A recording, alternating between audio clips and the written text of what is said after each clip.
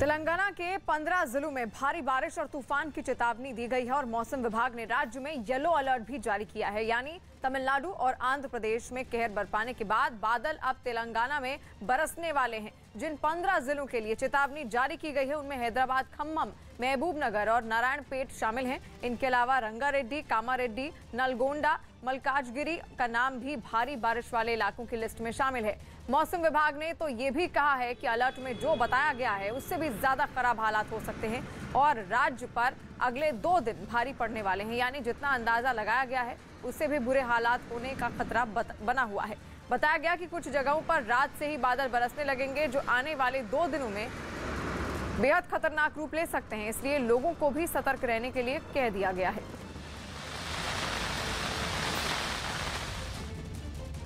मतलब ये साफ है कि खतरा अभी टला नहीं है, क्योंकि आंध्र प्रदेश के बाद अब तेलंगाना में मौसम बिगड़ने वाला है। मौसम विभाग ने राज्य के 15 जिलों में भी भारी बारिश और तूफान की चेतावनी दे दी है और येलो अलर्ट जारी कर दिया है। यानी तमिलनाडु और आंध्र प्रदेश में कहर बरपाने के बाद बादल अब तेलंगाना में बरसने वाले हैं। जिन 15 जिलों के लिए चेतावनी जारी की गई है उनमें हैदराबाद, खम्मम, महबूबनगर और नारायणपेट शामिल हैं और इसके अलावा रंगारेड्डी, कामारेड्डी, नलगोंडा और मलकाजगिरी का नाम भी भारी बारिश वाले इलाकों में शामिल है। मौसम विभाग ने यह भी कहा है कि अलर्ट में जो बताया गया है उससे भी ज्यादा खराब हालात हो सकते हैं और राज्य पर अगले 2 दिन भारी पड़ने वाले हैं। यानी जितना अंदाजा लगाया गया है उससे भी ज्यादा बुरे हालात होने का खतरा बना हुआ है और बताया गया कि कुछ जगहों पर रात से ही बादल बरसने लगेंगे जो आने वाले 2 दिनों में खतरनाक रूप ले सकते हैं, इसलिए लोगों को सतर्क रहने की अपील की गई है। बंगाल की खाड़ी में बने भारी दबाव की वजह से आंध्र प्रदेश के चित्तूर, नेल्लोर और कड़पा सहित कई जिले भारी बारिश और चक्रवाती तूफान की चपेट में आ गए, जिससे बड़े इलाके में बाढ़ आ गई। आंध्र प्रदेश के तटीय इलाकों में तो भारी बारिश और तूफान कहर बन गया, जिसकी कई भयावह तस्वीरें सामने आईं, जिनमें एक चित्तूर के तिरुचनूर गांव की है, जहां स्वर्णमुखी नदी के पास की एक बिल्डिंग चंद सेकंड में नदी में समा गई। पास की बिल्डिंग को जलमग्न होता देख चश्मदीदों की चीखें निकल पड़ी। मजबूत बिल्डिंग को निगल लेने वाली धारा ने जब तिरुपति के पास एक गांव का रुख किया तो 2 महिलाएं इसके तेज बहाव की चपेट में आ गईं। पानी की तेज धारा के साथ बही एक महिला को स्थानीय लोगों ने गहरे गड्ढे में गिरने से ठीक पहले रस्सियों की मदद से पकड़ लिया। जान जोखिम में डालकर कुछ लोगों ने इस महिला को बचा लिया, जबकि एक और महिला पानी के साथ बहकर आए पेड़ और झाड़ियों के सहारे खुद को बचाने में सफल रही। लेकिन जब तबाही आती है तो लाख कोशिश के बावजूद हर किसी को बचाना मुमकिन नहीं होता। तिरुपति में बाढ़ और पानी के तेज बहाव से जिस तरह की प्रलय आई उसकी मार बेजुबान जानवर नहीं झेल पाए और रिहायशी इलाकों से निचले इलाकों की तरफ जाने वाली तेज धारा ने सड़क को नदी में बदला तो अपने साथ 1 दर्जन से ज्यादा मवेशियों को भी बहा ले गई। प्रलय की इन तस्वीरों का वीडियो बनाने वाले लोग बेबसी से उन्हें देखते रह गए। भारी बारिश का असर रिहायशी के साथ ही जंगली इलाकों में भी नजर आया, जहां निचले इलाके में पानी भरने की वजह से कई हिरण जान बचाने के लिए सड़कों के किनारे आ गए। भारी बारिश की वजह से तिरुपति के निचले इलाकों में तो पानी भरा ही, साथ ही नदियां और तमाम झील झरने भी उफान पर दिखे और पहाड़ियों का मलबा जगह जगह सड़कों पर गिर गया। ऐसे में तिरुपति की जिन सड़कों पर पानी का कब्जा नहीं हुआ वो मलबे की वजह से थम गई और जहां पानी ने अपनी राह बनाई वहां तीर्थयात्री फंस गए। हालांकि प्रशासन की मदद से स्थानीय लोगों ने तालाब बन चुकी सड़कों पर फंसे तीर्थयात्रियों को बचाने और सुरक्षित जगहों पर पहुंचाने में कोई कसर नहीं छोड़ी। मूसलाधार बारिश के असर से प्राचीन मंदिर तिरुपति बालाजी भी नहीं बचा। शहर का बाढ़ जैसा हाल होने और मंदिर में पानी घुस जाने के बाद श्रद्धालुओं के लिए घाट रोड और पैदल ऊपर जाने के रास्ते बंद कर दिए गए। जाहिर है हालात सामान्य नहीं रहे और घर से बाहर निकलना जान जोखिम में डालने जैसा हो गया। इसे देखते हुए आंध्र प्रदेश सरकार ने राज्य के सभी शिक्षण संस्थानों को 2 दिनों के लिए बंद करने का ऐलान कर दिया और सरकार के इस ऐलान की वजह चित्तूर से आई दिल झकझोर देने वाली इन तस्वीरों में दिखी, जिसमें स्कूली बच्चों की एक बस पानी भरे अंडरपास में फंस गई। करीब 30 बच्चों की जान खतरे में पड़ी तो हाहाकार मच गया और प्रशासन ने पुलिस के साथ ही स्थानीय लोगों की मदद से राहत बचाव के काम में पूरी ताकत झोंक दी। बच्चों को बचाने के बाद बस को भी अंडरपास से बाहर निकाल लिया गया।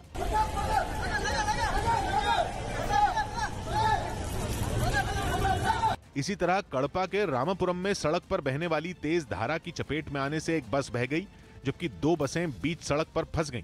इन बसों में सवार 40 से ज्यादा लोग जान बचाने के लिए प्रशासन की मदद का इंतजार करते रहे। जान बचाने के लिए कुछ लोग बस की छत पर चढ़ गए।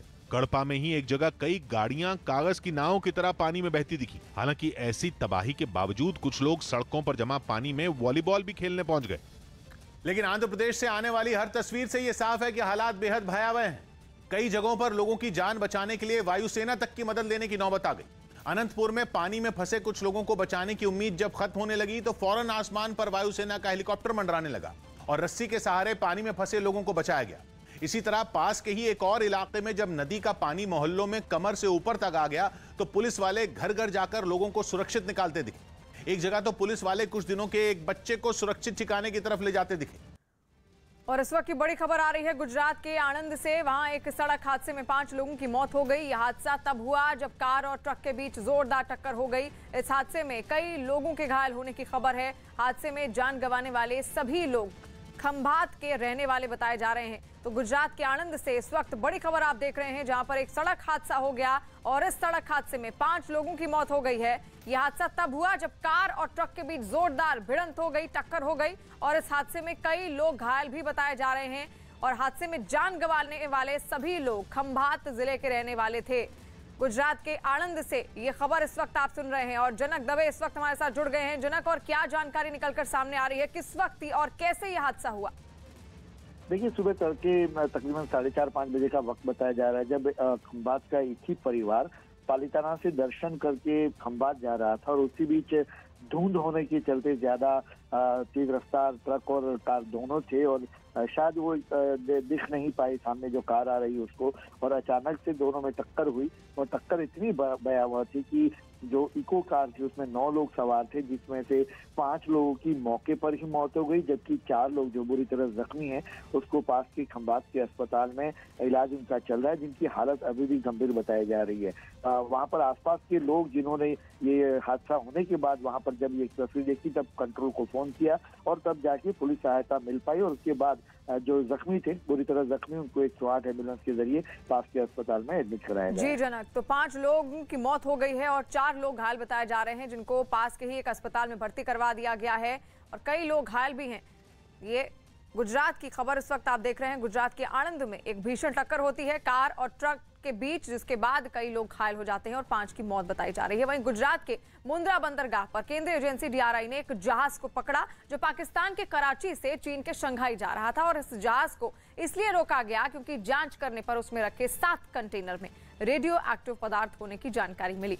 इतनी भारी मात्रा में रेडियो एक्टिव पदार्थ से भरे कंटेनर जब गुजरात के मुंद्रा पोर्ट पर पहुंचे तो अधिकारियों के भी होश उड़ गए। हालांकि पोर्ट की तरफ से जानकारी दी गई कि उस जहाज में रखा सामान कराची से सीधे शंघाई भेजा जा रहा था, न कि भारत के किसी बंदरगाह पर उसे उतरना था। लेकिन बड़ी तादाद में रेडियो एक्टिव पदार्थ की जानकारी मिलने के बाद अधिकारियों ने उसे जांच के लिए मुंद्रा पोर्ट पर ही रोक दिया और उसमें रखे कंटेनर भी उतरवा दिए गए। असल में DRI के अधिकारियों ने शक के आधार पर उस जहाज की जांच की, जिसमें उन्हें ये चौंकाने वाली बात पता चली है।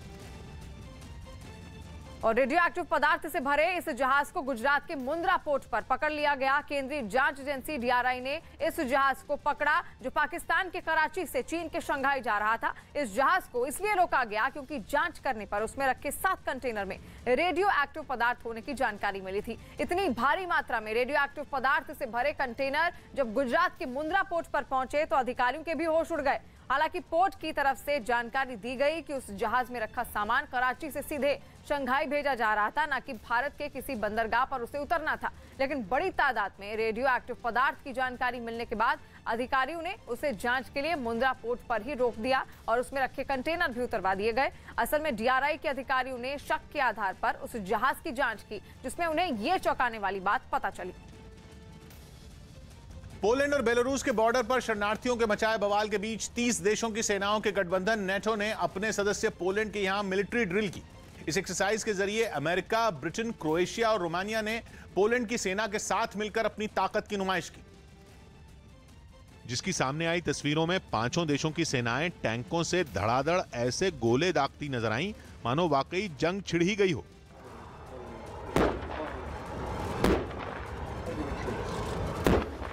अपनी ताकत आजमाने के लिए बख्तरबंद गाड़ियों में सैनिकों का जत्था मिलिट्री बेस पर पहुंचा और तुरंत सभी जवानों ने अपनी अपनी पोजीशन ले ली। इसके बाद तो तेजी से दौड़ते भारी भरकम टैंकों ने वहां इतने निशाने लगाए कि शोर ने वीरान मैदान में पसरे सन्नाटे को चीर दिया।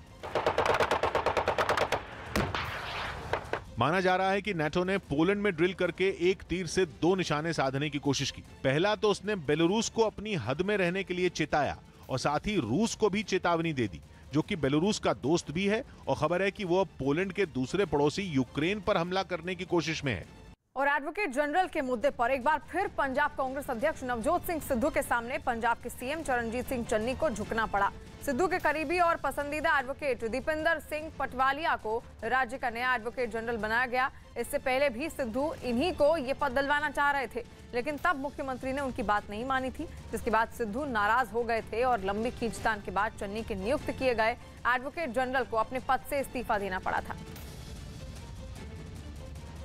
बिहार के मधुबनी में झंझारपुर कोर्ट के एडिशनल डिस्ट्रिक्ट जज अविनाश कुमार से मारपीट पर वकीलों का गुस्सा भड़क गया और उन्होंने पुलिस के खिलाफ हड़ताल शुरू कर दी। आरोप है कि घोघरडीहा थाने के एसएचओ गोपाल कृष्ण और अभिमन्यु शर्मा नाम के सब इंस्पेक्टर ने जज के चेंबर में उनके साथ मारपीट की, जिन्हें उनसे बचाने के लिए उस समय कोर्ट में मौजूद वकील और दूसरे कर्मचारी जज के चेंबर की तरफ भागे। ऐसे में एडिशनल डिस्ट्रिक्ट जज अविनाश कुमार के चेंबर के अंदर और बाहर भीड़ जुट गई। बताया गया कि कोर्ट में वक्त पर नहीं पहुंचने पर जज ने दोनों पुलिस वालों को फटकार लगाई तो वो दोनों जज से उलझ गए। आरोप है कि सब इंस्पेक्टर अभिमन्यु शर्मा ने उन पर पिस्तौल तान दी और एसएचओ गोपाल कृष्ण ने उनके साथ मारपीट की, जिसके बाद एसआई और एसएचओ दोनों को कोर्ट के कर्मचारियों ने पकड़ लिया। जज साहब थर-थर कांप रहे हैं और ये गाली दे रहा है, इतने लोगों के बीच में वो गाली दे रहा है। इस घटना की जानकारी मिलने के बाद डीएसपी समेत पुलिस के कुछ दूसरे अफसर वहां पहुंचे और एसएचओ गोपाल कृष्ण और एसआई अभिमन्यु शर्मा के खिलाफ केस दर्ज किया गया। दोनों आरोपियों को फौरन गिरफ्तार भी कर लिया गया। मामले ने तूल पकड़ा तो आरजेडी नेता तेजस्वी यादव ने ट्वीट कर राज्य सरकार पर कानून व्यवस्था के बहाने निशाना साधा। उधर पटना हाईकोर्ट ने भी जज के साथ हुई वारदात को गंभीरता से लिया। इस मारपीट के दौरान जज को हल्की चोटें भी आईं, लिहाजा हाईकोर्ट ने इस मामले में बिहार के मुख्य सचिव और डीजीपी को नोटिस भेज दिया। गृह विभाग के प्रधान सचिव और मधुबनी के एसपी से भी पटना हाईकोर्ट ने जवाब तलब किया। साथ ही अदालत ने बिहार के डीजीपी को 29 नवंबर को कोर्ट में हाजिर होने का आदेश भी दिया। यह एक्शन हाईकोर्ट ने मधुबनी के डिस्ट्रिक्ट जज की सूचना पर लिया। वहीं वकील इस मामले में जिले के एसपी के खिलाफ भी कार्रवाई की मांग कर रहे हैं। और गहलोत मंत्रिमंडल में 3 मंत्रियों ने इस्तीफा दे दिया है। शिक्षा मंत्री गोविंद सिंह डोटासरा, स्वास्थ्य मंत्री रघु शर्मा और राजस्व मंत्री हरीश चौधरी ने मंत्री पद से इस्तीफा दे दिया है। राजस्थान कांग्रेस के प्रभारी अजय माकन ने तीनों के इस्तीफे देने का ऐलान किया। जल्द ही राज्य में मंत्रिमंडल में फेरबदल होने वाला है और पहले से ही कुछ मंत्रियों के इस्तीफे की अटकलें थी भी। गोविंद सिंह डोटासरा जी, हरीश चौधरी जी और रघु शर्मा जी, तीनों के तीनों ने श्रीमती सोनिया गांधी जी को पत्र लिख करके मंत्री पद से छोड़ने के लिए और पार्टी के लिए काम करने के लिए उन्होंने इच्छा जताई है और कांग्रेस पार्टी इन लोगों का सम्मान करती है और ऐसे होनहार लोग पार्टी के लिए काम करना चाहते हैं। लद्दाख में एलएसी पर भारत और चीन के बीच चल रहा गतिरोध जल्द खत्म हो सकता है। खबर है कि भारत और चीन के बीच बॉर्डर पर पहले जैसी स्थिति बनाने पर सहमति बन गई है और दोनों देश अपनी सेनाएं एलएसी से पीछे हटाने के लिए तैयार हो गए। इस सहमति के बाद उम्मीद जताई गई कि अगले साल मई तक दोनों देशों की सेनाएं पुरानी स्थिति में अपनी जगह लौट आएंगी। एलएसी से पीछे हटने का काम 3 चरणों में किया जाएगा। पहले चरण में दोनों देश अपनी बख्तरबंद गाड़ियों और बड़े हथियारों को हटाएंगे, जबकि दूसरे चरण में पैंगोंग झील के हिस्से से दोनों देशों की सेनाएं पीछे हटेंगी और चीन की सेना फिंगर 8 इलाके से पीछे अपनी पुरानी जगह पर लौट जाएगी। तीसरे और आखिरी चरण में दोनों देश की सेनाएं बाकी इलाकों से पीछे हटते हुए अपनी पुरानी स्थिति में लौट जाएंगी। इस पूरी प्रक्रिया में 5-6 महीने का वक्त लग सकता है, इसलिए मई 2022 तक एलएसी पर तनाव खत्म होने की उम्मीद है। एबी डिविलियर्स ने क्रिकेट को अलविदा कह दिया। दक्षिण अफ्रीका के क्रिकेटर एबी डिविलियर्स ने क्रिकेट के सभी फॉर्मेट से संन्यास ले लिया, यानी अब वो आईपीएल में भी नहीं खेलेंगे। एबी डिविलियर्स ने दक्षिण अफ्रीका के लिए आखिरी मैच 2018 में खेला था। उनके संन्यास लेने पर विराट कोहली ने दुख जताया, लेकिन उन पर गर्व भी होने की बात कही। एबी डिविलियर्स आईपीएल की रॉयल चैलेंजर्स बैंगलोर टीम में कोहली की कप्तानी में ही खेले थे। प्रियंका गांधी अपने लखनऊ दौरे में यहियागंज गुरुद्वारे पहुंची, जहां उन्होंने गुरुपर्व के मौके पर मत्था टेका। यूरोप के देश स्लोवाकिया में कोरोना वैक्सीन का टीका नहीं लगवाने वालों पर सख्त पाबंदियां लगाई जाएंगी। एक तरह से ये वैक्सीन न लगाने वालों के लिए वहां लॉकडाउन जैसे हालात होंगे। क्योंकि वहां पिछले 24 घंटों में 7,616 नए केस सामने आए हैं। यूपी सरकार ने one nation one ration card योजना की जमीनी हकीकत जानने की मुहिम तेज कर दी। इस सिलसिले में प्रशासन की एक टीम हरदोई के एक गांव पहुंची, जहां उसने ये जानने की कोशिश की कि राज्य के बाहर से आए कितने लोगों को इस योजना से फायदा मिल रहा है।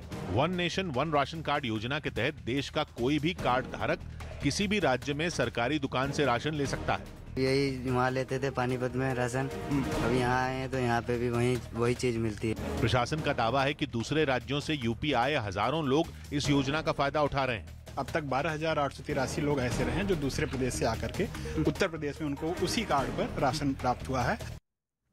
और अमेरिका के राष्ट्रपति पद का कार्यभार संभालने वाली पहली महिला बनेंगी वहां की उपराष्ट्रपति कमला हैरिस। अमेरिका के राष्ट्रपति जो बाइडेन अपने इलाज के लिए अगले कुछ दिनों तक मौजूद नहीं होंगे, इसलिए वो अपनी सभी शक्तियां उपराष्ट्रपति कमला हैरिस को ट्रांसफर करेंगे ताकि देश का कामकाज संभालने में उन्हें कोई दिक्कत ना हो। खबर है कि अमेरिका का राष्ट्रपति पद का कामकाज कमला हैरिस अपने दफ्तर से ही देखेंगी। वहां के 250 साल के इतिहास में आज तक किसी भी महिला ने देश की कमान नहीं संभाली है। कोरोना के खतरे के बावजूद देश के अलग अलग इलाकों में कार्तिक पूर्णिमा के मौके पर भीड़ उमड़ पड़ी। उत्तर प्रदेश के साथ ही बिहार गंगा नदी के घाट पर लोग पूजा पाठ करने इकट्ठा हुए। तरह का जरा भी ख्याल नहीं रहा। वो लोग सोशल डिस्टेंसिंग को तो सिरे से खारिज करते दिखे ही, साथ ही मास्क भी गिने चुने लोगों के चेहरे पर ही नजर आया। वाराणसी के घाट तो लोगों से ऐसे भरे कि पैर रखने की जगह तक नहीं बची। यहाँ के देश और विदेश से लाखों तादाद में लोग उपस्थित हुए हैं। कानपुर के सरसैया घाट पर भी सूरज उगते ही लोगों की भीड़ डुबकी लगाने उमड़ पड़ी। वहां भी कोरोना की अनदेखी करते सैकड़ों लोग पूजा पाठ में लगे नजर आए। वहां मौजूद पुजारी ने बताया कि इस दौरान उत्तर प्रदेश के कई इलाकों से लोग यहाँ इकट्ठा हुए। हमीरपुर, राट, महोबा, यहाँ से बहुत दूर दूर से लोग यहाँ पर स्नान के लिए आते हैं। उत्तर प्रदेश जैसा ही नजारा पड़ोसी राज्य बिहार में भी देखने को मिला। वहां राजधानी पटना में गंगा घाट पर इतने लोग जमा हो गए कि संभालना मुश्किल हो गया। नदी में लोगों को आगे जाने से रोकने के लिए प्रशासन की तरफ से बैरिकेडिंग भी की गई, जिसे पकड़कर बहुत सारी महिलाएं गंगा स्नान करती दिखाई दी। और राजस्थान के दौसा में राज्य के मंत्री परसादी लाल मीणा के घर पर तोड़फोड़ की गई। बताया गया कि सांसद किरोड़ी लाल मीणा की अगुवाई में सैकड़ों लोगों ने 2 साल से लापता एक आदमी को खोजने की मांग करते हुए मंत्री के घर की ओर कूच किया। लेकिन जैसे ही लोगों की ये भीड़ उनके घर के बाहर पहुंची, लोग बेकाबू हो गए। गुस्साए लोगों ने पहले तो वहां खूब हंगामा किया और जब इससे मन नहीं भरा तो वो लोग तोड़फोड़ पर उतारू हो गए। सामने आई कुछ तस्वीरों में प्रदर्शन में शामिल कुछ लोग मंत्री परसादी लाल मीणा के नाम लिखे बोर्ड को उड़ाते हुए दिखाई दिए और इस दौरान मंत्री के घर की चौकसी और बढ़ा दी गई और गेट पर भारी तादाद में पुलिस वालों को तैनात कर दिया गया। प्रकाश पर्व पर पीएम ने तीनों कृषि सुधार कानून वापस लेने का ऐलान कर दिया। पीएम ने देश के नाम दिए गए अपने संबोधन में यह घोषणा की, जिसके बाद कृषि सुधारों का विरोध करने वाले किसानों ने जश्न मनाना शुरू कर दिया और कहीं नाच गाकर तो कहीं एक दूसरे का मुंह मीठा करा के इस बात की खुशी मनाई। दिल्ली के गाजीपुर बॉर्डर पर आंदोलन करने वालों ने एक दूसरे को जलेबी खिलाई तो सिंघू बॉर्डर पर बैठे किसान भी फूले नहीं समाये। हरियाणा के अंबाला में तो किसान इतने खुश हुए कि एक दूसरे को लड्डू खिलाने के साथ साथ जमकर थिरके। किसानों के आंदोलन को 1 साल से ज्यादा हो चुका है और कहा जा रहा है कि पीएम के ऐलान के बाद वो दिल्ली की सीमाओं से हट जाएंगे और आंदोलन खत्म कर देंगे। लेकिन किसान संसद से कानून वापस लिए जाने तक इंतजार करने के पक्ष में नजर आए।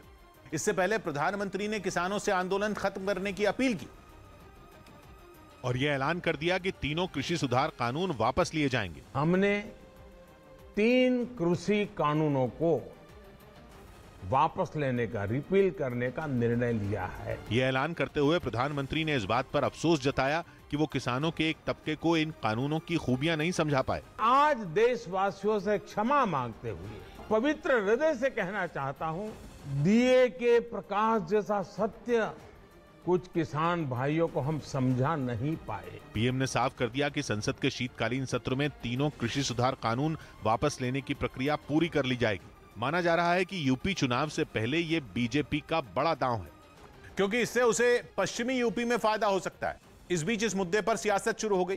कांग्रेस ने इस फैसले को चुनाव से जोड़ दिया और प्रियंका गांधी ने 2 टूक बोला कि कृषि सुधार कानून यूपी चुनाव की वजह से वापस लिए गए। चुनाव आ रहे हैं, उनको लग रहा होगा परिस्थितियां ठीक नहीं है। इस बीच राकेश टिकैत ने ऐलान कर दिया कि कानूनी तौर से तीनों कानून वापस लिए जाने के बाद ही किसान बॉर्डर खाली करेंगे। ये नहीं कि घोषणा करती किसान चले गया, पार्लियामेंट में जाएगा, वहां से इसको वापसी हो लीगली रूप से। किसान एमएसपी और मंडियों जैसे मुद्दों पर तीनों कृषि सुधार कानूनों का विरोध कर रहे थे और सुलह के लिए उनकी सरकार के साथ कई बार बातचीत भी हुई।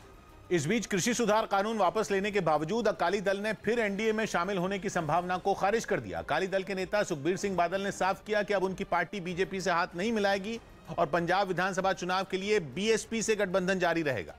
कृषि सुधार कानूनों के विरोध में ही अकाली दल ने एनडीए से नाता तोड़ लिया था। दोबारा तो फिर कोई भाजपा ना तो नहीं, साडा तो बीएसपी नाल गठजोड़ ते ओही रहूगा। और ब्रिटेन की राजधानी लंदन से कुछ डराने वाली तस्वीरें सामने आई। वहां कुछ बदमाशों ने 2 लोगों पर चाकू से हमला कर दिया और बताया गया कि हमला लूट के इरादे से किया गया था, जिसमें बदमाशों ने हमले के शिकार लोगों से 2 घड़ियां भी लूट ली। बदमाशों ने यह हमला तब किया जब कुछ लोग रात के अंधेरे में सड़क से गुजर रहे थे। तभी बदमाश पीछे से आए और एक आदमी पर चाकू और करंट लगाने वाले हथियार से हमला कर दिया। करंट लगने से एक आदमी जमीन पर गिर गया, जबकि दूसरे आदमी पर भी हमला किया गया तो वो भी जमीन पर गिर पड़ा। इसके बाद बदमाशों और 2 लोगों के बीच झड़प भी हुई। इस दौरान एक आदमी सड़क की दूसरी तरफ खड़ा, जिसने हमलावरों से उन लोगों को छोड़ देने की अपील भी की।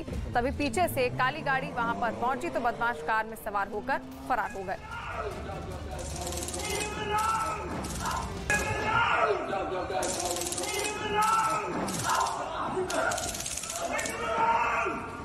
Oh, I'm calling police! I'm calling the police!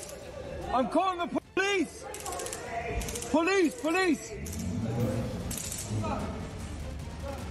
अफ्रीकी देश सूडान में लोगों के मन में लोकतंत्र की चाहत इस कदर हिलोरे मार रही है कि 2 दिन पहले पुलिस की गोलियां खाने के बाद भी वो फिर सेना के शासन को चुनौती देने के लिए सड़कों पर उतर आए। सूडान में पिछले महीने सेना ने वहां के अंतरिम प्रधानमंत्री को गिरफ्तार करके तख्ता पलट कर दिया था। उसके खिलाफ 2 दिन पहले जब लोगों ने मार्च निकाला तो सुरक्षा बल की गोलीबारी में 15 लोगों की मौत हो गई थी। लेकिन तब भी अगले ही दिन लोग अपनी जान हथेली पर लेकर एक बार फिर राजधानी खर्तूम में लोकतंत्र का झंडा बुलंद करने निकल पड़े। इस बार जब प्रदर्शनकारियों पर आंसू गैस छोड़ी गई तो वो भागे नहीं, बल्कि उन्होंने आंसू गैस के गोले उठाकर उल्टे पुलिस पर ही दे मारे। लोगों ने झाड़ियां और पत्थर रखकर सड़कें भी ब्लॉक कर दी। इस बीच सूडान में 2 दिन पहले हुए विरोध प्रदर्शन को किस तरह सुरक्षा बल ने कुचला, उसका सबूत पेश करता एक नया वीडियो भी सामने आया, जिसमें प्रदर्शनकारी पुलिस से बचने के लिए एक गली में छिपे नजर आए। लेकिन जैसे ही गोलियां चली, भगदड़ और चीख पुकार मच गई। 2 दिन पहले हुए प्रदर्शन में गोलीबारी से 15 लोग मारे गए थे, जो कि सूडान में पिछले महीने हुए तख्ता पलट के बाद एक दिन में प्रदर्शनकारियों की मौत का सबसे बड़ा आंकड़ा है। तेलुगु देशम पार्टी के अध्यक्ष चंद्रबाबू नायडू वाईएसआर कांग्रेस के एक विधायक की टिप्पणी से इतना दुखी हुए कि मीडिया के सामने फूट-फूट कर रो पड़े। पता चला कि विधानसभा में एक विधायक नायडू और उनकी पत्नी के बारे में अपशब्द कहे, जिसके बाद चंद्रबाबू नायडू मीडिया के सामने खूब रोए। वो जब अपनी बात कहने मीडिया के सामने आए तो उनका गला भर गया।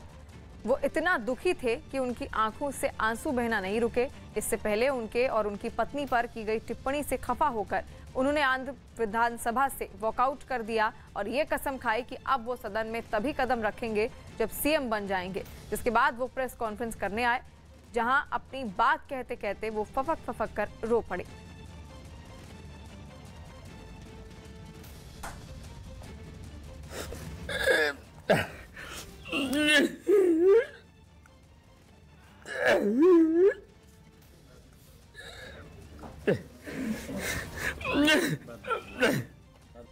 इस साल का आखिरी चंद्र ग्रहण सदी का सबसे लंबा चंद्र ग्रहण रहा, जो कि दोपहर 12:48 से शाम 4:17 तक रहा।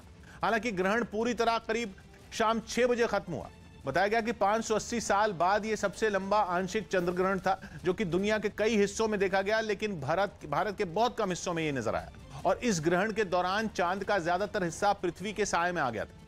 बताया जा रहा है कि आने वाले करीब 650 साल तक सदी के सबसे लंबे चंद्र ग्रहण का यह रिकॉर्ड बना रहेगा, क्योंकि अब 8 फरवरी 2669 को इस तरह का चंद्र ग्रहण देखने को मिलेगा। केंद्रीय मंत्री स्मृति ईरानी ने अमेठी में लोगों से उनका हाल जाना। केंद्रीय मंत्री स्मृति ईरानी ने अपने लोकसभा क्षेत्र अमेठी का दौरा किया, जहां उन्होंने अलग अलग जगहों पर कई लोगों से बात की, साथ ही मंदिर में आशीर्वाद भी लिया। बैडमिंटन खिलाड़ी PV Sindhu Indonesia masters badminton tournament के सेमीफाइनल में पहुंच गईं। आर्यन खान मुंबई में एनसीबी के दफ्तर पहुंचे, जहां उन्होंने हाजिरी लगाई। इससे पहले बॉम्बे हाईकोर्ट ने उन्हें जमानत देते हुए हर शुक्रवार एनसीबी के सामने पेश होने को कहा था। यूपी की अनाज मंडियों में फसल की खरीदारी को ऑनलाइन कर दिया गया। शाहजहांपुर के कई किसानों ने दावा किया कि सरकार के इस फैसले से उन्हें काफी फायदा हुआ। जो भी बीच में बिचौलिए थे सर, इस चीजों पे खत्म हो गए। इतना ही नहीं, दावा यह भी किया गया कि इस नई व्यवस्था से न सिर्फ किसानों को उनकी फसल की सही कीमत मिलती है, बल्कि उनके साथ कोई धोखाधड़ी न हो, इसका भी ख्याल रखा जाता है। पारदर्शिता बढ़ाने के लिए पूरे के पूरे उपार्जन सिस्टम को, पूरे प्रोक्योरमेंट सिस्टम को ऑनलाइन कर दिया गया है। और यूरोप के देश इटली में कुदरत का सितम देखने को मिला। वहां के सिराक्यूज शहर में तेज बारिश की वजह से आई बाढ़ ने हालात बिगाड़ दिए और दावा किया गया कि दमकल कर्मियों ने बाढ़ में फंसे लोगों को मदद पहुंचाने के लिए 300 से भी ज्यादा बचाव अभियान चलाए।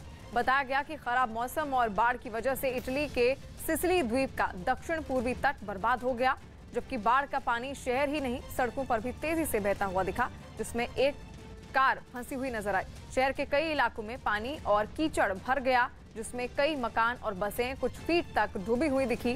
कई मकानों की पहली मंजिल में भी बाढ़ का पानी घुस गया और बताया गया कि बाढ़ से उस इलाके में बड़ा नुकसान हो गया है। मुंबई के विलेपार्ले इलाके से हैरान करने वाली तस्वीरें सामने आई। वहां कई मंजिलों वाली एक इमारत में भयानक आग लग गई, जिससे इलाके में अफरा तफरी मच गई। आग लगने की वजह से इमारत के पास मौजूद बाजार को बंद कर दिया गया, लेकिन तब तक आग ने इमारत की 2 मंजिलों को अपनी चपेट में ले लिया था। बेसमेंट और पहली मंजिल में लगी आग से निकले धुएं का गुबार इमारत के ऊपर तक दिखाई दिया। आग कितनी भयानक थी उसका अंदाजा इस बात से लगाया जा सकता है कि धुएं की मोटी चादर कई किलोमीटर दूर से ही दिखाई दे रही थी, जबकि धुआं काफी दूर तक फैलता नजर आया।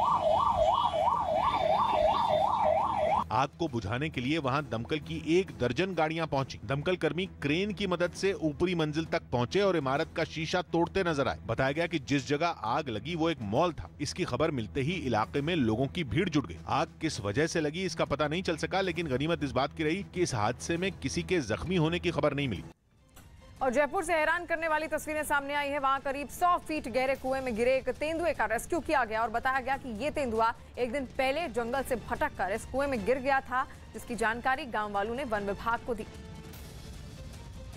जिसके बाद वन विभाग के कर्मचारी पूरी तैयारी के साथ वहां पहुंचे और उन्होंने कड़ी मशक्कत कर उस तेंदुए को कुएं से बाहर निकाल लिया। बताया गया कि इसके लिए उन्हें तेंदुए को बेहोशी वाला इंजेक्शन देना पड़ा, क्योंकि रेस्क्यू के दौरान वो काफी आक्रामक हो गया था। कुएं से निकालते ही उसे एक लोहे के पिंजरे में बंद कर दिया गया। हालांकि काफी देर बाद वो पूरी तरह होश में नहीं आया था। खबर है कि गहरे कुएं में गिरने की वजह से उसे कई गहरी चोटें भी आई हैं, जिसे देखते हुए पहले उसका इलाज किया जाएगा और उसके बाद ही उसे जंगल में ले जाकर छोड़ा जाएगा। बाढ़ और कीचड़ के सैलाब का कहर झेलने वाले कनाडा के ब्रिटिश कोलंबिया प्रांत में सेना को मैदान में उतार दिया गया। हालांकि अब वहां भारी बारिश तो रुक गई है, लेकिन हालात कुछ खास सुधरे नहीं है। ऐसे में मुश्किल में फंसे लोगों को बचाने के लिए सेना को काम पर लगाया गया और जवानों का एक जत्था मिशन पर रवाना हो गया। कनाडा के ब्रिटिश कोलंबिया प्रांत से इस बार जो तस्वीरें सामने आईं, उनमें बादल तो शांत दिखे, लेकिन हर तरफ पानी का डेरा नजर आया। सड़कें तक टूटी दिखी। यहां तक कि एक तस्वीर में गायें भी पानी से भरे एक बाड़े में किसी तरह गुजारा करती नजर आईं। हालांकि बारिश थमने के बाद वहां राहत बचाव का काम तेजी से होता नजर आया। उत्तर अमेरिका के देश मेक्सिको से हैरान करने वाली तस्वीरें सामने आई है। वहां टापाचुला शहर में राष्ट्रपति ने जब अपने देश में मौजूद शरणार्थियों को बातचीत पर बुलाया तो सड़कों की सूरत ही बदल गई। हजारों लोग अपने सिर पर सामान रखकर सड़कों पर उतर आए। बताया गया कि मेक्सिको शरणार्थी संकट से काफी वक्त से जूझ रहा है, जिसके बाद वहां के राष्ट्रपति ने शरणार्थियों को अलग से मेक्सिको के दक्षिणी हिस्से में जगह देने का फैसला लिया था। लेकिन वहां रोजगार के साधन न होने की वजह से प्रदर्शन एक बार फिर से शुरू हो गया, जिनसे निपटने के लिए ही बातचीत का रास्ता अपनाया गया। यूपी के आगरा में कृष्ण की भक्ति से जुड़ा एक चौंकाने वाला मामला सामने आया। वहां एक पुजारी ने कृष्ण के बाल रूप लड्डू गोपाल का जिला अस्पताल में इलाज करवाया। मंदिर के पुजारी का दावा है कि पूजा करने के दौरान उनके हाथ से लड्डू गोपाल की मूर्ति गिर गई थी, जिससे उसका हाथ टूट गया। इससे पुजारी इतना दुखी हुआ कि लड्डू गोपाल की मूर्ति को टोकरी में रखकर जिला अस्पताल पहुंच गया और डॉक्टर से उनका इलाज करने की गुहार लगाने लगा। लड्डू गोपाल के लिए पुजारी की भक्ति देखकर वहां कई लोग जुट गए। डॉक्टर ने भी पुजारी के जज्बात का ख्याल रखा और लड्डू गोपाल की मूर्ति को अपने हाथों में लेकर उनका इलाज शुरू कर दिया। मूर्ति का टूटा हाथ वैसे ही जोड़ा गया जैसे किसी इंसान की हड्डी टूटने पर उसे जोड़ा जाता है। हमसे यहाँ पट्टी बनवाने आए थे तो हमने पट्टी बांध दी है। इलाज के बाद पुजारी ने लड्डू गोपाल की मूर्ति को वापस टोकरी में रखा और पहले की तरह सजा दिया। मूर्ति का इलाज हो जाने के बाद पुजारी ने राहत की सांस ली। तो हो गया, अब तो खुश हो जाइए। बताया गया कि लड्डू गोपाल की मूर्ति के इलाज के लिए बाकायदा उनके नाम का पर्चा भी बनवाया गया और इलाज में कोई कसर न रह जाए इस बात का खास ख्याल भी रखा गया।